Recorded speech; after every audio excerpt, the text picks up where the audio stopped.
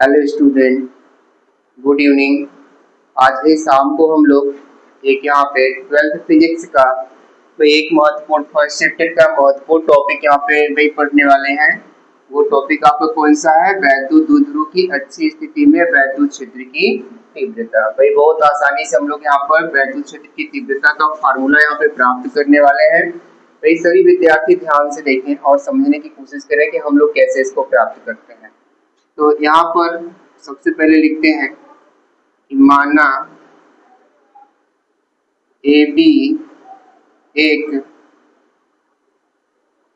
वैद्युत द्विध्रुव है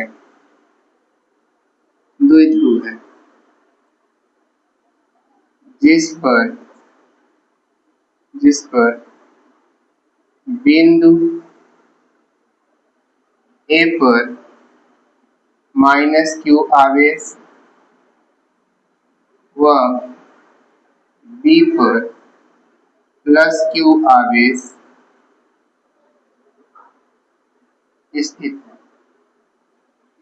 स्थित है। दोनों आवेशों के बीच की दूरी 2l है। इसके मध्य बिंदु O से r दूरी पर एक बिंदु P है जिस पर वैद्युत क्षेत्र की तीव्रता ज्ञात करनी है। ठीक है भाई, तो हम लोग क्या करते हैं, एक सबसे पहले बना लेते हैं यहाँ पे द्विध्रुव ए और बी। ए पर -q आवेश और बी पर +q आवेश, दोनों के बीच की दूरी कितनी है? 2l। इसके मध्य बिंदु O से r दूरी पर एक बिंदु क्या लेते हैं? P लेते हैं, जिस पर वैद्युत क्षेत्र की तीव्रता ज्ञात करनी है। ये आपका L मीटर हुआ, ये भी आपका कितना हुआ? L metre. अब यहाँ से अगर हम पूरी दूरी को देखेंगे A बिंदु से तो r + L मीटर, ठीक है, और बिंदु B से देखेंगे तो r माइनस कितना हो जाएगा? यहाँ पे L मीटर हो जाएगा। ठीक है, अब हम लोग क्या करेंगे, वही बारी बारी से आवेश के कारण वैद्युत क्षेत्र की तीव्रता यहाँ पर ज्ञात करने वाले हैं। तो लिखेंगे यहाँ पे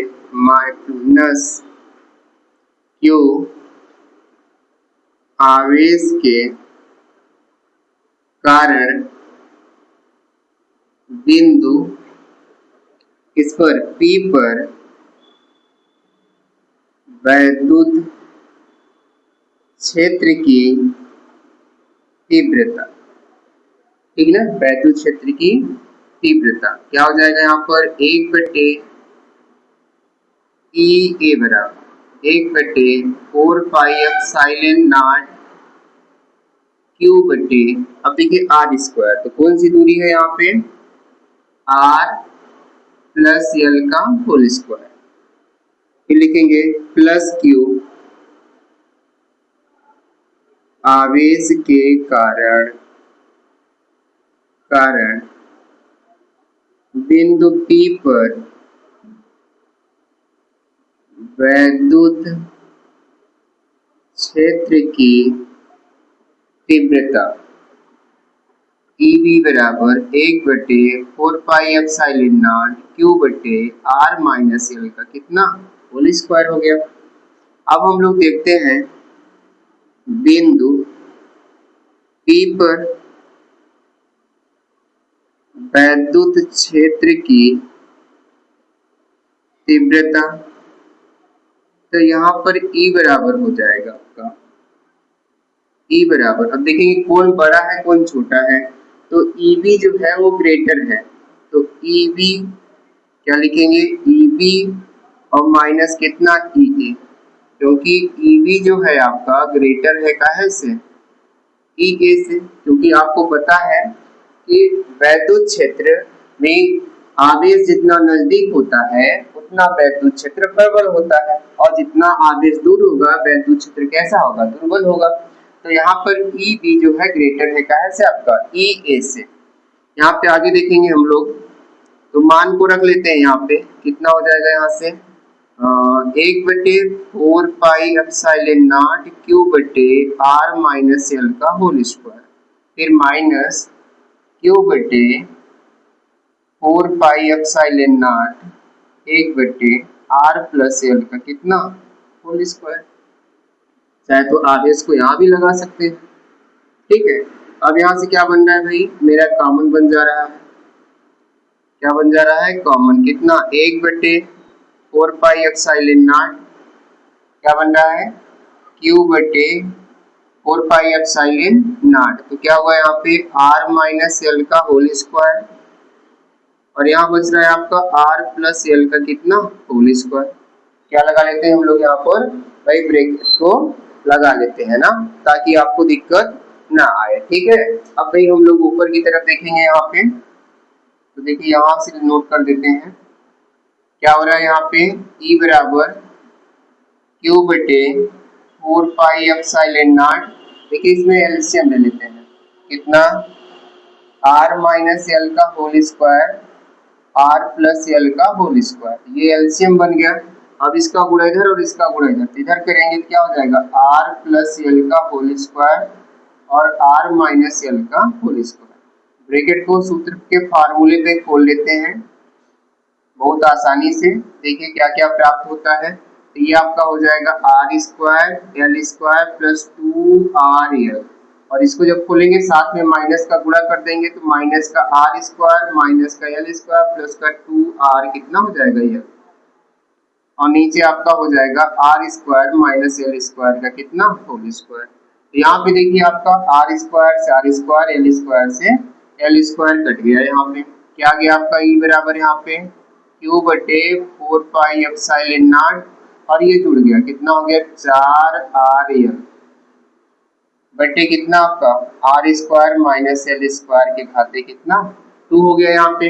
अब हम लोग पढ़ चुके हैं दो ध्रुव आघूर्ण P बराबर क्या होता है Q इंटू कितना 2l, तो हटाएंगे आपका आ जाएगा E, तो यहाँ पे हो जाएगा आपका कितना 1 बटे कितना 4 पाई एप्सिलॉन नॉट हो जाएगा।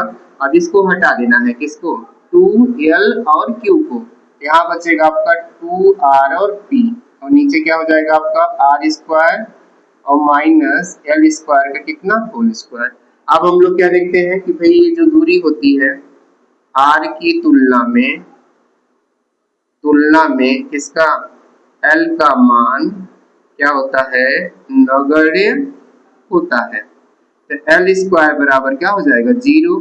तो E बराबर जो फार्मूला है आपका 1/4 पाई एप्सिलॉन नॉट 2rp और बटे एल यानी r स्क्वायर के घाते कितना हो जाएगा 2। भाई यहाँ पर हम लोग सूत्र को प्राप्त कर लेते हैं, तो यहाँ पर क्या दिखने वाला है भाई ध्यान से देखिए आप लोग, E बराबर कितना 1/4 पाई एप्सिलॉन नॉट और यहाँ पे हो गया 2rp और बटे कितना r के घाते कितना 4, तो एक r से एक r कट गया, तो आपका आ गया यहाँ पर E बराबर कितना 1/4 पाई एप्सिलॉन नॉट 2p बटे कितना r की पावर कितना q।